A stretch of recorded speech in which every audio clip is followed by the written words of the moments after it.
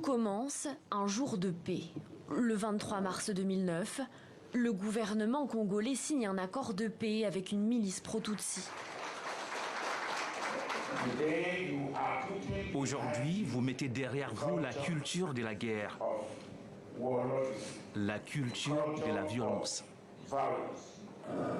3 ans plus tard, le 6 mai 2012, d'anciens rebelles du Congrès national pour la défense du peuple, intégrés au sein de l'armée congolaise, se mutinent. La plupart de ces soldats sont issus de minorités rwandophones.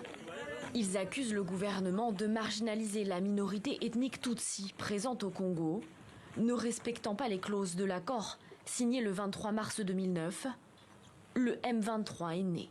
Avec cet arsenal ici, nous sommes capables de combattre pendant même 5 ans sans reculer. Les rebelles sont équipés, ils font reculer l'armée congolaise et s'emparent d'une grande partie de la province du Nord Kivu. En novembre 2013, les habitants de Goma fuient, le M23 s'est emparé de la ville. En décembre, les rebelles sont finalement chassés de Goma. Le mouvement est dissous dans le cadre d'un accord de paix régional. Les membres du M23 sont alors désarmés et déplacés dans des camps en Ouganda. Mais le gouvernement congolais promet, il réinsérera les ex-soldats. Près de 10 ans plus tard, fin mars 2022, les rebelles quittent leur camp et attaquent l'armée congolaise. Ce mouvement récidiviste M23 vient d'abattre dans la zone qu'il contrôle l'un des 2 hélicoptères de reconnaissance. Ils estiment que la RDC n'aurait pas tenu ses engagements.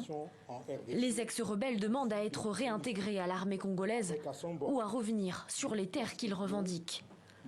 Depuis le 22 mai, les combats se sont intensifiés entre rebelles et forces congolaises. Sur le plan diplomatique aussi, la tension monte avec Kigali. Le gouvernement congolais accuse le Rwanda d'être derrière la résurgence du mouvement rebelle. Accusation que Kigali a de nouveau réfutée.